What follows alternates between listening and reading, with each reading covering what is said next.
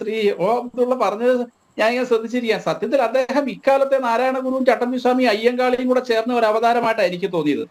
കാരണം എന്താ വെച്ചാൽ ഈ ഹിന്ദുക്കളുടെ ഇടയിലുള്ള ജാതീയതയൊക്കെ പരിഹരിച്ച് അവർക്ക് സമത്വസുന്ദരമായ ഒരു അവസ്ഥ ഉണ്ടാക്കാൻ വേണ്ടിയിട്ടാണ് അദ്ദേഹം പരിശ്രമിക്കുന്നത്. ഈ ശരിക്കും പറഞ്ഞാൽ ഈ കാശിയിലെ ക്ഷേത്രമൊക്കെ ഇവർ പിടിച്ചെടുത്ത് അതിനു വേണ്ടിയായിരുന്നു, അയോധ്യയും മധുരയൊക്കെ പിടിച്ചെടുത്ത് അതിനു വേണ്ടിയായിരുന്നു എന്നാണ് ഇപ്പൊ അദ്ദേഹം പറഞ്ഞ് വന്നത്. അദ്ദേഹം ആദ്യമായിട്ട് ചെയ്യേണ്ടത് ആ ഷിയ സുന്നി പ്രശ്നമൊക്കെ ഒന്ന് പരിഹരിക്കുക.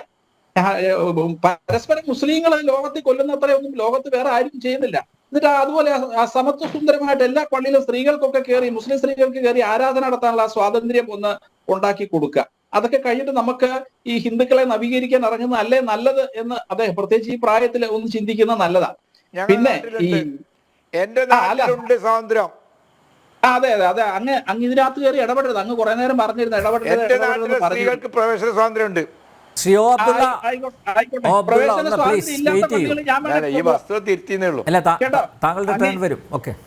പ്രവേശന സ്വാതന്ത്ര്യം ഇല്ലാത്ത പള്ളികളിൽ ഞാൻ കൊണ്ടുപോവാം.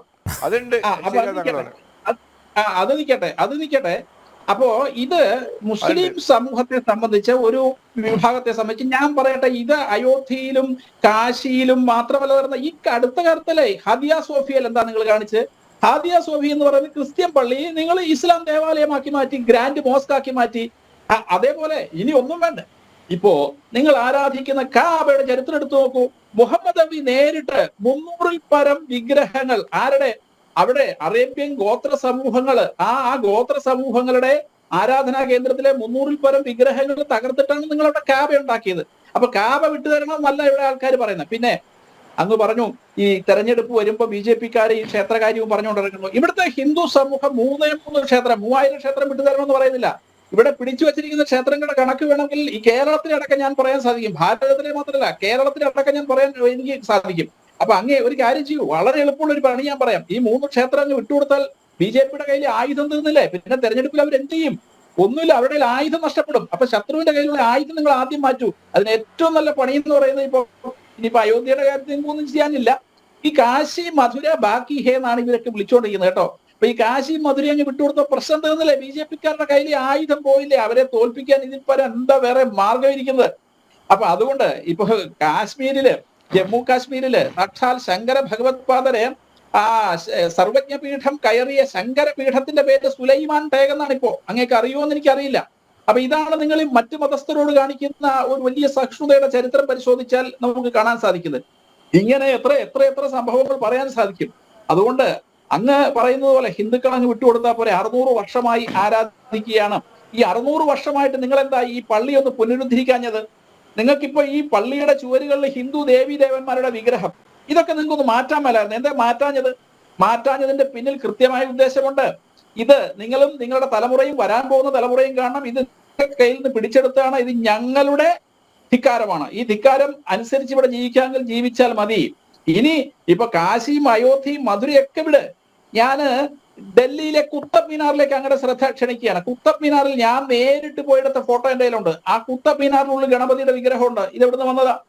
വിഷ്ണു സ്തംഭം അതിന്റെ മുന്നിൽ സ്ഥാപിച്ചിട്ടുണ്ട്. താമരയടക്കം അടയാളപ്പെടുത്തിയിരിക്കുന്ന വിഷ്ണു സ്തംഭമുണ്ട്. അപ്പൊ ഇങ്ങനെ ഭാരതത്തിലെ ഹിന്ദുക്കളുടെ ക്ഷേത്രങ്ങൾ കയ്യേറി വെച്ചിരിക്കുന്ന നിങ്ങളാണ്. ഇതൊന്നും വിട്ടുതരാൻ പറഞ്ഞിട്ടില്ല ആരും. ആകെ പറഞ്ഞിരിക്കുന്നത് രാമജന്മഭൂമി, ശ്രീരാമൻ ജനിച്ച സ്ഥലമാ. അല്ലാതെ മുഹമ്മദ് ജനിച്ച സ്ഥലം വിട്ടുതരണം എന്നല്ല പറഞ്ഞത്. കാബ വിട്ടുതരണം എന്നല്ല പറഞ്ഞത്. ജെറുസലേം വിട്ടുതരണം എന്നല്ല പറഞ്ഞത്. ശ്രീകൃഷ്ണ ജന്മഭൂമി, ശ്രീകൃഷ്ണ ജന്മഭൂമിയിൽ ശ്രീകൃഷ്ണൻ ജനിച്ചു എന്ന് വിശ്വസിക്കുന്ന ആ പർട്ടിക്കുലർ പ്ലേസ് എവിടെയാണ്? ഈദ്ഗാഹിനുള്ളിലാ. അതെങ്ങനെയാ വരുന്നത്? ആ ഈദ്ഗാഹിനുള്ളിൽ എങ്ങനെയാ വരുന്നത്? അതേപോലെ കാശി വിശ്വനാഥ ക്ഷേത്രം, അത് ജ്യോതിർലിംഗങ്ങളാണ്. 12 ജ്യോതിർലിംഗങ്ങളെ ഭാരതത്തിലുള്ളൂ. ഈ ജ്യോതിർലിംഗങ്ങൾ എന്ന് പറഞ്ഞാൽ ആരെങ്കിലും കൊണ്ടുപോയി പ്രതിഷ്ഠിക്കുന്നതല്ല, അത് സ്വയംഭൂവാണെന്നാണ് വിശ്വാസം. അതനുസരിച്ച് അത് മാറ്റി സ്ഥാപിക്കാൻ പറ്റില്ല. അങ്ങേക്കത് അറിയുമോ എന്ന് എനിക്കറിയില്ല. അത് മാറ്റി സ്ഥാപിക്കാൻ പറ്റില്ല.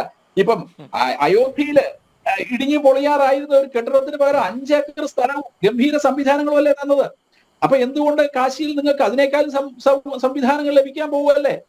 നിങ്ങൾ ഇനി എതിർത്താലും എതിർത്തില്ലെങ്കിലും യാതൊരു സംശയവുമില്ല ആ കാശി ഹിന്ദു സമൂഹത്തിന്റെ ആണ് എന്ന് ഇവിടുത്തെ ചരിത്രത്തിന്റെ തെളിവുകളെല്ലാം ഉണ്ട്. നിങ്ങൾ എവിടെയാണ് തെളിവ് എന്ന് വെറുതെ ചോദിച്ചുകൊണ്ടിരുന്നിട്ട് കാര്യമില്ല. ആർക്കിയോളജിക്കൽ സർവേ ഓഫ് ഇന്ത്യ അവർ ഹാജരാക്കുന്ന തെളിവുകളാണ് പ്രധാനം. അയോധ്യയിലും അത് തന്നെയാണ് സംഭവിച്ചത്. ശങ്കർദയാൽ ശർമ്മ ഈ വിഷയം തർക്കം അങ്ങേയറ്റം സമയത്ത് ശങ്കർദയാൽ ശർമ്മ പരമോന്നത കോടതിയോട് ആവശ്യപ്പെട്ടു. ഈ പറയുന്ന നിർമ്മിതിയുടെ അടിയിൽ ക്ഷേത്രാവശിഷ്ടമുണ്ടോ എന്ന് പരിശോധിക്കൂ. സുപ്രീം കോടതി അലഹബാദ് ഹൈക്കോടതി കൊടുത്ത നിർദ്ദേശം എന്താണ്? ഈ അദ്ദേഹത്തിന്റെ ഈ നിർദ്ദേശമായിരിക്കും ഈ കേസുകളുടെ അന്തിമ വിധിക്ക് വിധാനമാവുക.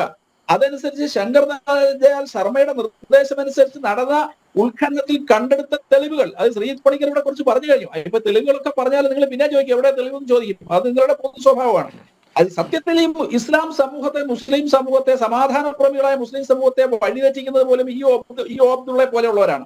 അവര് സത്യത്തിൽ ഈ ചോര കണ്ട അറപ്പ് മാറിയ വിഭാഗമാണ്. ചോര കണ്ട അറപ്പ് മാറിയോ? അവർക്ക് വീണ്ടും വീണ്ടും ചോര കാണണം. ഹിന്ദുക്കളും മുസ്ലിങ്ങളും തമ്മിലടിച്ച് ചോര ഒഴുക്കണം. ഈ വസ്തുതകളെല്ലാം എല്ലാവർക്കും അറിയാം, ചരിത്രപരമായ തെളിവുകളെല്ലാം അറിയാം.